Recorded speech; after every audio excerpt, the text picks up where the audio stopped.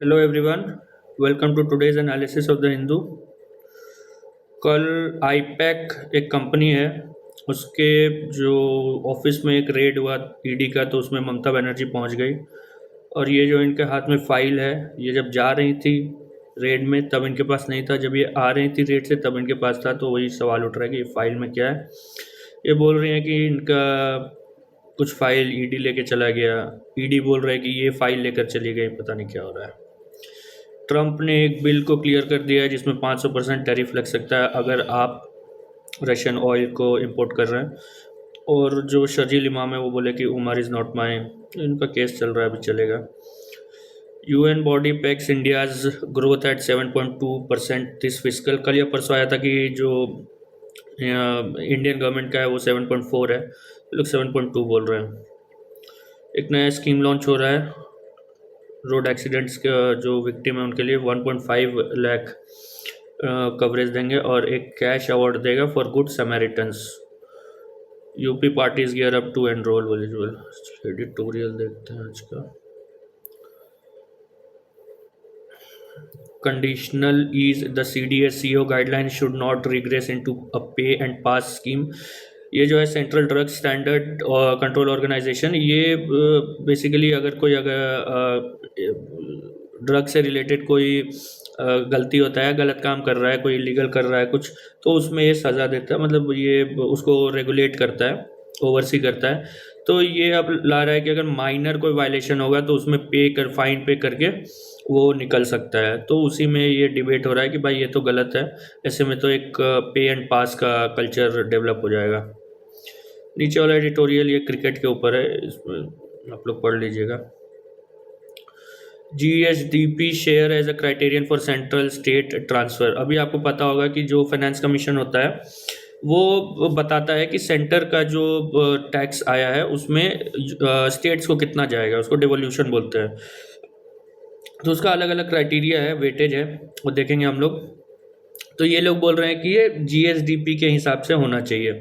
तो वही ढेर सारा डेटा को ये लोग एनालाइज कर रहे हैं। यहाँ पे एक टेबल भी दिया हुआ है कि किसका रिवेन्यू कितना है, कौन सेंट्रल ट्रांसफ़र किसको कितना हो रहा है, GSDP का के हिसाब से कितना वो जा रहा है। तो ये एनालिसिस है, इसमें बेसिकली आप लोग को जो जानना है वो है फाइनेंस कमीशन। फाइनेंस कमीशन क्या होता है, तो इसमें आर्टिकल 280 इंपॉर्टेंट है, मतलब आर्टिकल यही है, 280 ही है। तो इसमें है क्या, The President shall, within 2 years of the commencement of the Constitution and thereafter at expiration of every 5th year or at such earlier time as President considers necessary। मतलब 1950 में कॉन्स्टिट्यूशन आया तो उसके 2 साल के अंदर, उसके बाद हर 5 साल में या उसके पहले जब राष्ट्रपति चाहते हैं, तो by an order constitute a finance commission, जिसमें कि एक चेयरमैन होंगे और 4 अदर्स मेंबर होंगे टू बी अपॉइंटेड बाय राष्ट्रपति प्रेसिडेंट।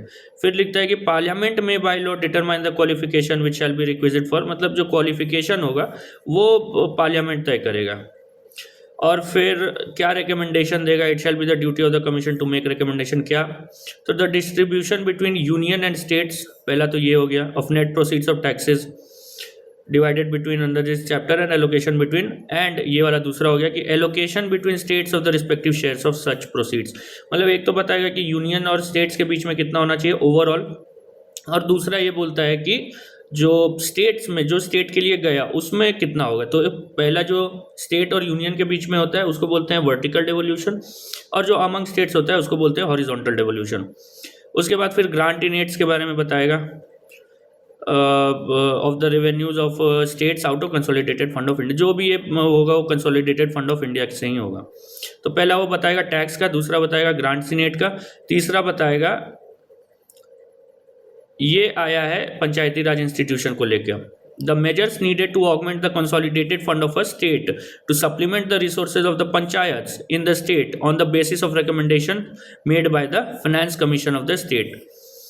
तो ये बोलेगा कि जो स्टेट्स का जो कंसोलिडेटेड फंड है उसको और कैसे सशक्त किया जाए कि पंचायत का जो रिसोर्सेज है वो और इन्हांस हो सके।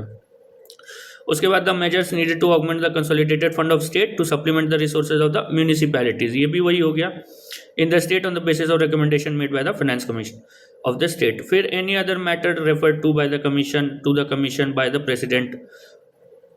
तो इसमें देखिए सबसे पहले तो ये बताएगा कि जो टैक्स डिवोल्यूशन होगा बिटवीन सेंटर एंड स्टेट्स, फिर बताएगा कि स्टेट्स अमंग द स्टेट्स कितना किसको जाएगा, उसके बाद बताएगा कि ग्रांट्स इन एड का क्या प्रिंसिपल होना चाहिए, फिर बताएगा कि स्टेट का जो कंसोलिडेटेड फंड है उसको कैसे स्ट्रेंथन किया जाए पंचायत और लोकल बॉडीज़ के लिए।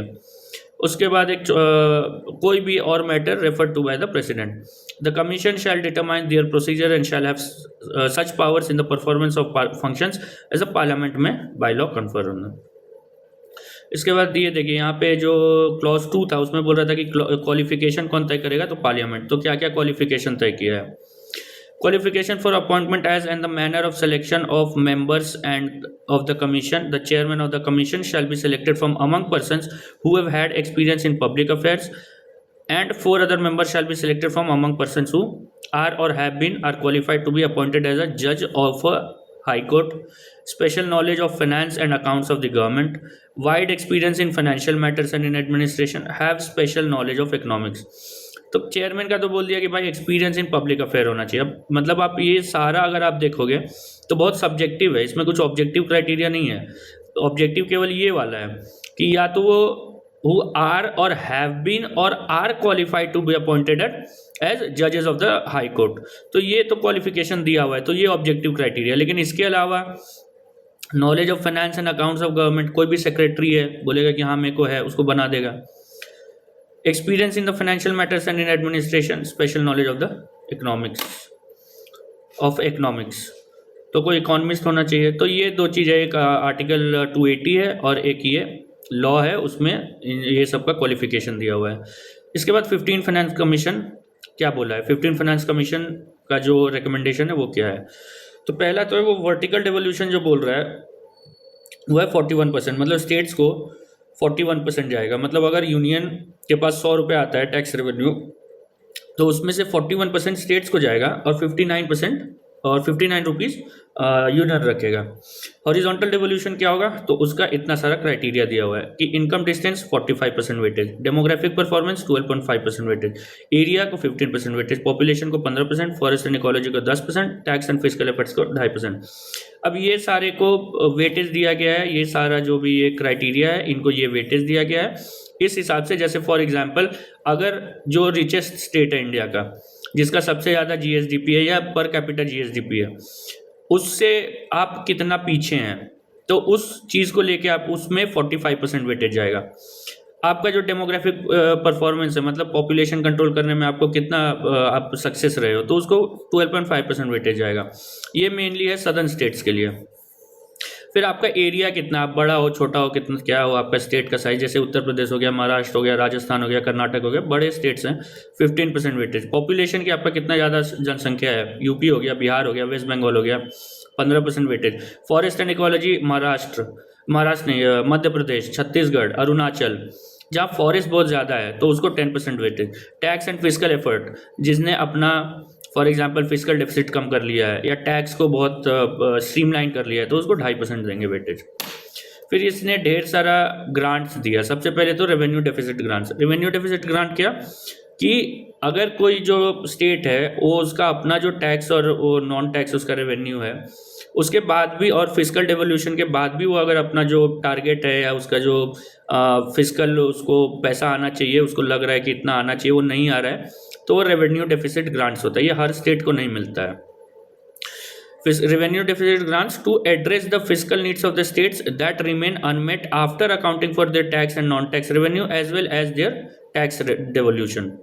फिर कुछ सेक्टर स्पेसिफिक ग्रांट्स दिया था। ये उसमें 8 एरियाज हैं: health, school education, higher education, agriculture reforms, Pradhan Mantri Gram Sadak Yojana, roads, judiciary, statistics, aspirational district and blocks. ये आपको पता होगा एस्पिरेशनल डिस्ट्रिक्ट 141 डिस्ट्रिक्ट हैं जो नीति आयोग ने आइडेंटिफाई किया है।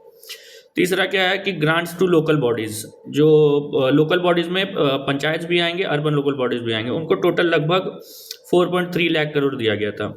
और डिजास्टर रिस्क मैनेजमेंट के लिए 1.6 लाख करोड़ ये दिया हुआ था, ग्रांट दिया था। इसके अलावा एक फिजिकल रोड मैप इसने बताया। क्या? तो पहला तो ये कि 25-26 तक जो फिजिकल डेफिसिट है वो 4% हो जाए, कुछ दिन पहले हम लोग देखे थे वो 4.4% है, लेकिन जो FRBM एक्ट है उसके हिसाब से हम लोग सही है, क्योंकि वो 4.5% बोल रहा था और हम लोगों ने 4.4 अचीव कर लिया है, लेकिन ये जितना बोल रहा था वो अचीव नहीं हुआ है। फिर ये बोल रहा है कि जो FRBM एक्ट है, physical responsibility and budget management act, इसको रिव्यू करने का ज़रूरत है। फिर लाइबिलिटी जो बोल रहा है कि मतलब जो जितना भी लाइबिलिटी मतलब क्या हो गया, जो आपका इंटरेस्ट पेमेंट है, जो आपका लोन्स है, सब हो गया, तो वो सेंटर 62.9% से घटा के 56.6% करे और स्टेट्स 33.1% से घटा करके 32.5% करे। और वो कब से कब तक, तो 2020-21 से 2025-26 तक। मतलब ये जो 20-21 से 25-26 है, ये 15th फाइनेंस कमीशन का साइकिल है, ये इतने दिन में इसका रिकमेंडेशन होगा। उसके बाद जब 25-26 खत्म हो जाएगा तो 26-27 में आ जाएगा जो 16th फाइनेंस कमीशन है। फिर बोला कि एक इंडिपेंडेंट फिजिकल काउंसिल बनना चाहिए to oversee public financial management, मतलब बिना मतलब का खर्चा ना हो, कैपिटल एक्सपेंडिचर ज़्यादा हो, रेवेन्यू एक्सपेंडिचर कम हो। फिर कुछ अदर रिकमेंडेशन है। पहला कि ये एक बोला कि नॉन लैप्सेबल फंड बने 2.38 लाख करोड़ का, ये बोला था। तो नॉन लैप्सेबल क्यों है ये, क्योंकि अगर आप पढ़ोगे तो उसमें पार्लियामेंट से, अगर यूनियन का बात करें तो पैसा जो होता है वो 1 साल के लिए लिया जाता है। कंसोलिडेटेड फंड ऑफ इंडिया से अगर कोई भी खर्चा करना है, 1 रुपया 1 पैसा भी खर्चा करना है, तो पार्लियामेंट का अथॉरिटी लेना पड़ेगा सरकार को। अब वो जो अथॉरिटी मिलता है वो यूजुअली 1 साल के लिए मिलता है। 1 साल के बाद अगर जैसे पार्लियामेंट को 100 रुपये मिला कि आप 2025-26 में आप 100 रुपये तक खर्चा कर सकते हो, लेकिन 26 के 31 मार्च तक उसने 80 रुपये खर्चा किया, तो वो जो 20 रुपये है वो ऐसा नहीं है कि अगले साल खर्चा करेगा, वो पैसा फिर गया, वो फिर से कंसोलिडेटेड फंड ऑफ इंडिया में चला जाएगा। अगले बार फिर से उसको वो 20 रुपये चाहिए तो फिर से एक लॉ पास करना पड़ेगा, जिसको मनी बिल बोलते हैं। फिर दूसरा बोला कि स्टैब्लिशमेंट ऑफ नेशनल या स्टेट डिजास्टर मिटिगेशन फंड, अगर आप पढ़ोगे तो उसमें है NDRF है, रिस्पॉन्स फंड है, तो यहाँ पे बोल रहा है कि एक मिटिगेशन फंड भी बनना चाहिए। तो इतना आई होप कि आप लोग दिमाग में रखेंगे। और इतना ये क्यों हम इतना 15 फाइनेंस कमीशन का इतना क्यों लिखे हैं, ये आप लोग PYQ में देखेंगे, PYQ में पता चलेगा। Top courts green governance cause for uncertainty, अब ये क्या बोल रहा है कि भाई सुप्रीम कोर्ट एक जजमेंट देता है फिर उसको वापस ले लेता है एनवायरनमेंट में। जैसे ग्रीन क्रैकर को लेकर के कुछ दिया कि भाई यहाँ पे नहीं होगा, अब कंप्लीट बैन कर दिया क्रैकर को, फिर बोला अच्छा ठीक है ग्रीन क्रैकर जला लो, अच्छा ठीक है दिवाली में आपको स्पेशल ओकेजन है तो उसमें कर लो। तो वैसे ही 2-3 एग्जाम्पल दिया हुआ है कि इसको बैन किया, उसको बैन किया। अभी लेटेस्ट अरावली वाला आप देखे होंगे कि अरावली में बोला कि भाई जो डेफिनेशन ये दिया है एक्सपर्ट कमेटी वो हम लोग एक्सेप्ट कर रहे हैं 100 मीटर वाला, लेकिन अब फिर उसके बाद फिर से आया कि नहीं उसको अभी साइड में रखो, फिर एक नया कमेटी बना रहे हैं। वैसे ही कुछ दिन पहले एक्स पोस्ट फैक्टो अप्रूवल वाला आया था कि प्रोजेक्ट स्टार्ट हो गया है और 40-50% 60% कंप्लीशन पे है, उसके बाद वो एनवायरमेंटल क्लियरेंस ले लेगा। तो कोर्ट ने बोला नहीं ऐसा नहीं हो सकता, फिर कुछ दिन बाद बोला ठीक है ऐसा हो सकता है। तो उसी पे है कि भाई ये अनसर्टेनिटी क्रिएट करता है। ये वाला है कि is the 10 minute delivery model necessary, अब ये तो भाई कॉम्पिटिशन पे है तो उसके ऊपर है।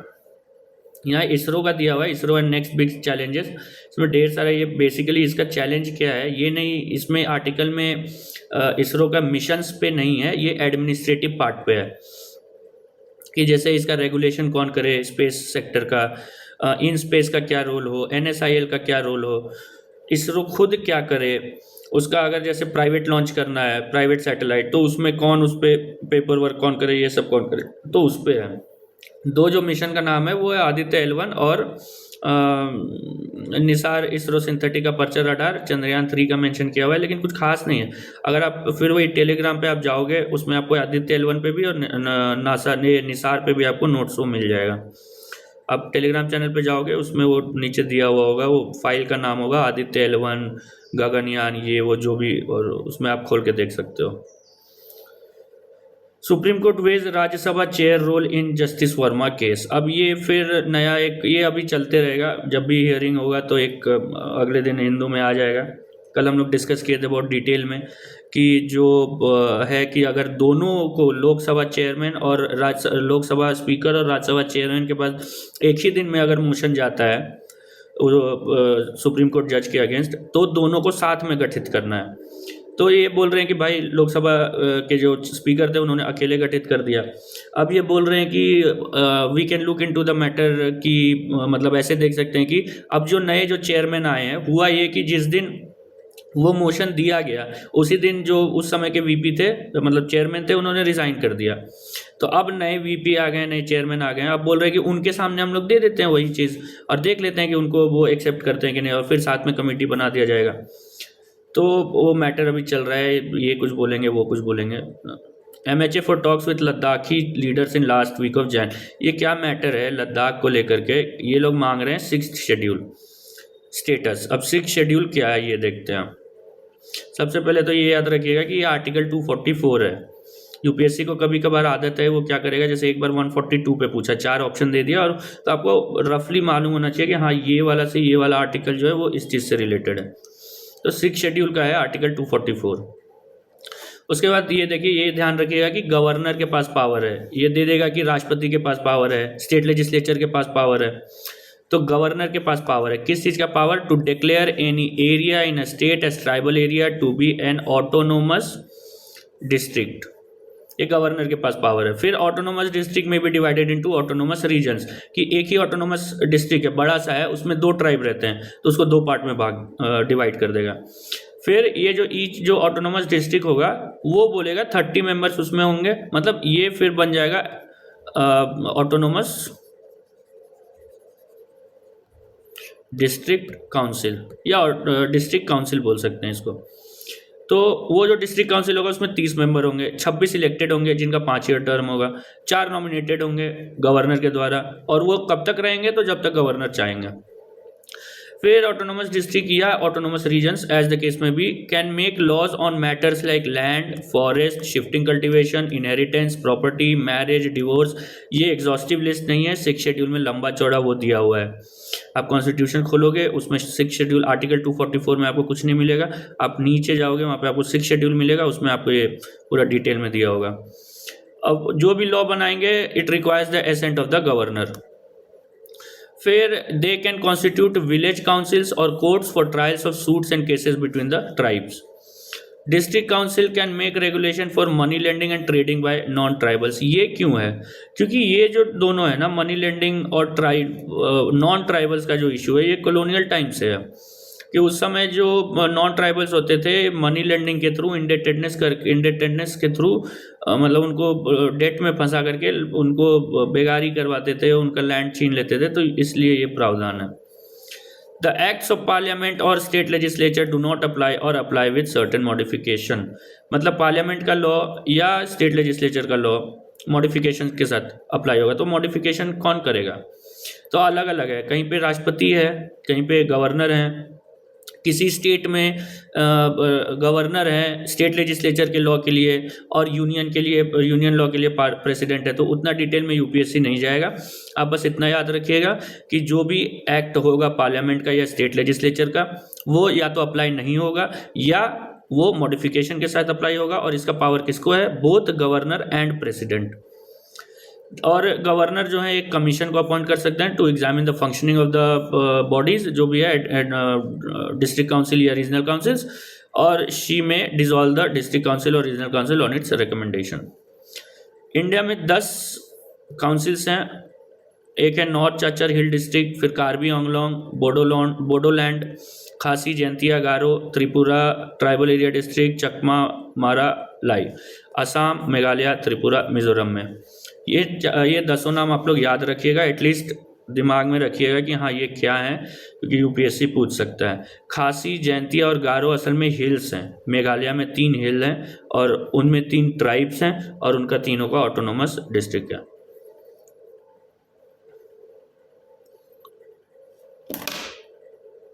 फिर आगे देखते हैं, और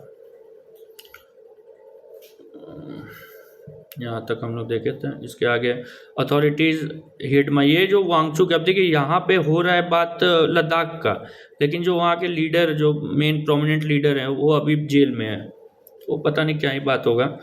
तो इन पे तो अभी NSA लगा दिया है, सीधा NSA UAPA ही लगता है आजकल। Government seeks feedback on draft bill है, अभी इस पर ध्यान नहीं देना है। जो ड्राफ्ट, एक तो जो ड्राफ्ट है, फिर बिल है, उस पर ध्यान नहीं देना है। जो एक्ट हो गया या पार्लियामेंट में इंट्रोड्यूस हो गया वो सब इंपॉर्टेंट है। लॉयर्स बॉडी बिगिन, अब ये जो हाई कोर्ट है उसको कहीं शिफ्ट कर रहे हैं तो उस पर फास्ट हो रहा है। Allow institution to start their own animal cells, ये देखिए क्या लिखी है, अधिकारी फेल और कुत्ते जाए जेल। तो ये एनिमल लवर्स इनका अपना चल रहा है। FIR अगेंस्ट कोच, ये एक शूटिंग कोच पे सेक्सुअल असॉल्ट का केस हो गया। ये जो ED का कल हुआ था प्रोटेस्ट, उसके खिलाफ ममता बनर्जी की पार्टी जो है प्रोटेस्ट कर रही है। बंगाल बोल रहा है कि भाई ममता ने गलत किया, BJP। Power is being misuse in Maharashtra, ये सब पॉलिटिकल न्यूज़ है। अब US जो कर रहा है मोदी जी के साथ, कि मोदी जी मेरे पास प्रार्थना करते हुए आए थे कि मिलने के लिए, फिर बोल दिया कि हम दोनों में मध्यस्थता कराए थे इंडिया पाकिस्तान में, मोदी में से खुश नहीं है, मोदी रशियन ऑयल मेरे को खुश करने के लिए कम कर रहा है। तो उस पर अपना ये कांग्रेस का कुछ है। मोदी जी सोमनाथ जा रहे हैं। ये इंदौर में जो डेथ हुआ है उस पर charges agencies to remain parties इन UP गियर अप। ये माधव गडगिल थे, बहुत बड़े इकोलॉजिस्ट, और वेस्टर्न घाट के, मतलब वेस्टर्न घाट में ही इनका जन्म हुआ था कहीं पे। तो ये इनका एक वो भी था, एक कमेटी भी बना था, गडगिल कमेटी। वो बहुत ज़्यादा एरिया बोल दिया था वेस्टर्न घाट को कि इसको वो कर दीजिए, मतलब प्रोटेक्टेड एरिया ऐसा टाइप डिक्लेयर कर दीजिए। तो उसके बाद फिर एक नया कमेटी बना दिया, वो एक स्पेस साइंटिस्ट के अंडर था, उसने ऑलमोस्ट हाफ कर दिया उस चीज़ को। वो भी अभी लागू हुआ है या पता नहीं। India to scrap curbs on Chinese firms to bid, ये 2000 जब गलवान वाला हुआ था तब उस समय बैन लगा था, अब अलाउ कर रहे हैं। India to continue work with ISA, अब ISA क्यों न्यूज़ में आ रहा है, क्योंकि कल ट्रंप ने 66 इंटरनेशनल इंस्टीट्यूशन से US को बाहर कर दिया है। तो उसमें इंटरनेशनल सोलर अलायंस भी है। इंटरनेशनल सोलर अलायंस क्या है, तो देखिए ये फ्रांस और इंडिया का इनिशिएटिव था क्या है, और ये sidelines of COP21 in Paris, मतलब जहाँ पे पेरिस एग्रीमेंट हुआ था उसी के साइडलाइन में ये हुआ था अनाउंस। और all UN members are eligible for membership. देखिए अभी हम लोग PYQ देखेंगे, पहले सारे लोग मेंबरशिप के लिए एलिजिबल नहीं थे। अगर आप इसके साइट पे जाके अबाउट अस में जाइएगा तो आप देखिएगा कि ये वाला जो है प्रोविज़न ये बाद में आया है। मिशन क्या है मिशन, तो unlock 1 trillion in solar investment by 2030, और हेडक्वार्टर इसका गुरुग्राम में है, इंडिया में। इतना जानिए काफ़ी होगा मेरे हिसाब से। एक नया स्कीम लेके आई है सरकार, textile ministry science MOUs with 15 states. Tax ramps, ये नवंबर में आया था। ये क्या है, तो ये सेंट्रल सेक्टर स्कीम है, fully funded by ministry of textile.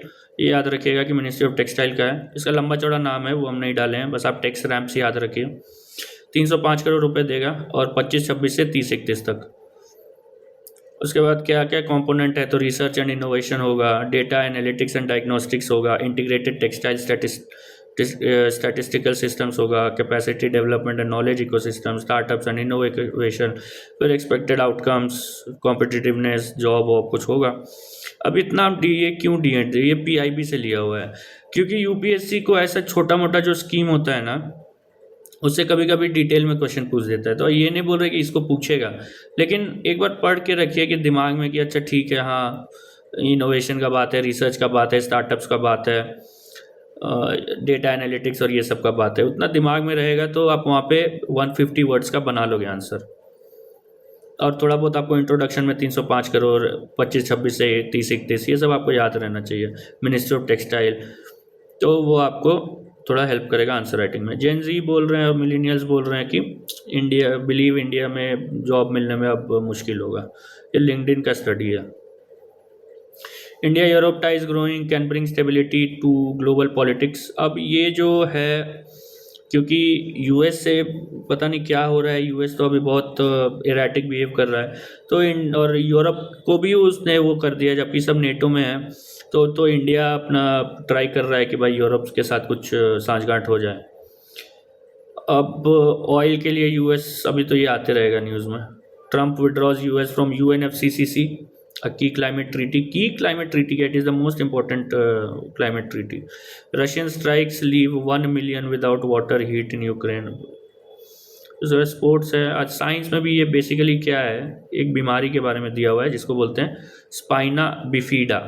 ये बच्चों में होता है, और अगर मदर जो होती है वो अगर फॉलिक एसिड खाते रहे तो उनको नहीं होता है, तो बस उसी पे है, एक टाइप ऑफ नेग्लेक्टेड डिजीज ही समझ लीजिए।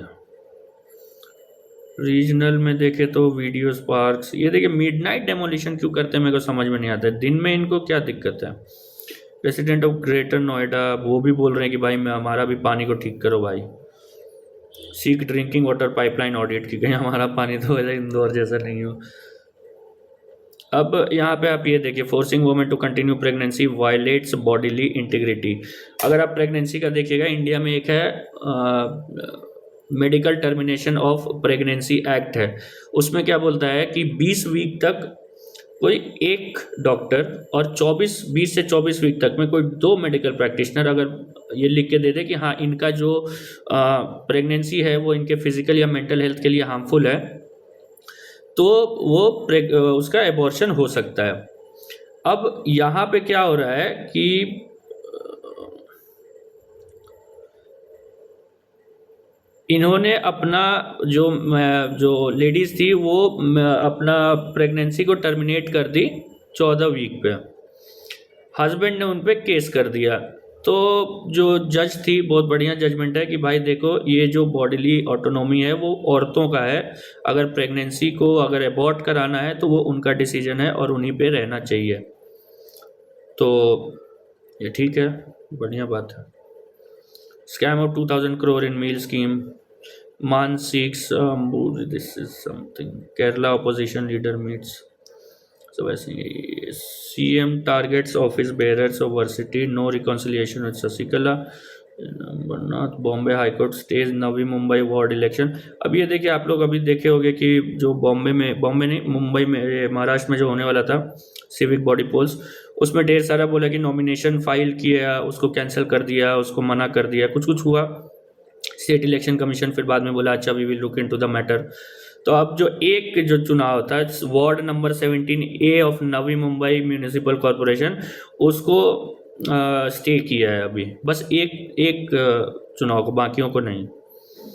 ये कुछ ब्रेल लिपि में गेम डेवलप हुआ है। Mizoram government against extending governor's rule in tribal council. अब ट्राइबल काउंसिल में भी लग सकता है कि अगर, क्योंकि हम देखें कि लास्ट में कि अगर गवर्नर चाहे तो उसको डिसॉल्व कर सकते हैं। त्रिपुरा हाईकोर्ट एंड्स फिक्स्ड पे एम्प्लॉयमेंट सर्विस। तो आज के लिए शायद इतना ही है।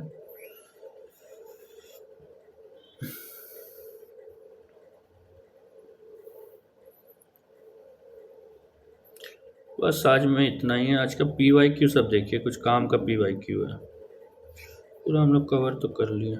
देखिए, the provisions of 5th schedule and 6th schedule in the Constitution of India are made in order to, simple सा सवाल पूछा है, protect the interest of schedule tribes, determine the boundaries between state, determine the powers authorities and responsibilities of panchayat, protect the interest of all border states.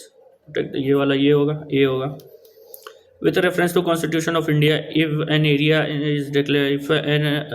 in a state is declared as scheduled area under 5th schedule, ये 5th schedule पे पूछा है, the state government loses its executive power in area, ये तो गलत है, executive power तो नहीं lose करेगा। The union government can take over the total administration of such area under circumstances on recommendation of the governor, ऐसा कुछ भी नहीं है अगर आप 5th schedule पढ़ेंगे तो। ये हम ऐसा क्यों किए हैं कि 5th और 6th schedule दोनों का क्वेश्चन, क्योंकि आप देखिए कि सिंपल सवाल पूछता है लेकिन पूछता है। अगर और जैसे ये 2015 और 25 का क्वेश्चन है, लेकिन बीच में 17 में, 16 में, 18 में ऐसा मिल ही जाएगा आपको question. 9th schedule, 10th schedule, कई एक बार 8th शेड्यूल में पूछा। तो शेड्यूल एटलीस्ट आपको याद रहना चाहिए कि किस शेड्यूल में क्या चीज़ दिया हुआ है। तो इसका आंसर होगा डी। फिर इंटरनेशनल देखिए, 2015 में लॉन्च हुआ था, 16 में क्वेश्चन पूछा है। ISA was launched at the UN United Nations Climate Change Conference in 2015, ये बात सही है। The alliance includes all member countries of the United Nations. अभी भी they are eligible but all of them are not members, तो one only। Mains का देखते हैं कि ये देखिए 13 फाइनेंस कमीशन पर discuss the recommendations of the 13 finance commission which have been a departure from previous commissions for strengthening the local government finances. सीधा recommendation पे क्वेश्चन पूछा है। हाउ हैज द फिर से रिकमेंडेशन पे how have the recommendations of 14 finance commission of India enabled the states to improve their fiscal position. अगर आप recommendation नहीं जानिएगा तो आप इस आंसर को क्वेश्चन नहीं इस क्वेश्चन को आंसर नहीं कर पाइएगा। फिर एक वो जो हम लोग देखे एडिटोरियल वाले पेज में ओपेड एक दिया हुआ था, ये वाला the top courts green governance cause for uncertainty, उस पर एक क्वेश्चन मेरे को लगा कि the most significant achievement of modern law in India is constitutionalisation of environmental problems by Supreme Court, discuss this statement with the help of relevant case laws. तो 2022 में पूछा है। ये ध्यान रखिएगा कि यूपीएससी को अब आदत हो गया है केस से पूछने का कि भाई बताओ ये केस में बारे में। पहले भी पूछता रहा है, जैसे एक बार आईआर कोयलो केस के बारे में डायरेक्ट पूछा था कि व्हाट इज आईआर कोयलो। तो आप लोग ध्यान रखिएगा कि फाइनेंस कमीशन, और देखिए 13 से पूछा है 2013 में, 14 से पूछा है 2021 में, और अभी 15 वाला का चल रहा है तो उससे कुछ पूछ सकता है। 16 वाला गठित हुआ है, उससे भी कुछ पूछ सकता है कि उसके सामने क्या चैलेंजेस है। तो उस हिसाब से आप लोग प्रिपेयर करिएगा और पीवाईक्यू में देख लीजिए, शेड्यूल पे ढेर सारा क्वेश्चन रहता है। तो आज के लिए इतना ही। बाकी इसरो का आपको अगर कोई भी मिशन का नोट्स चाहिए तो आप मेरे टेलीग्राम चैनल पे देख सकते हैं। Thank you.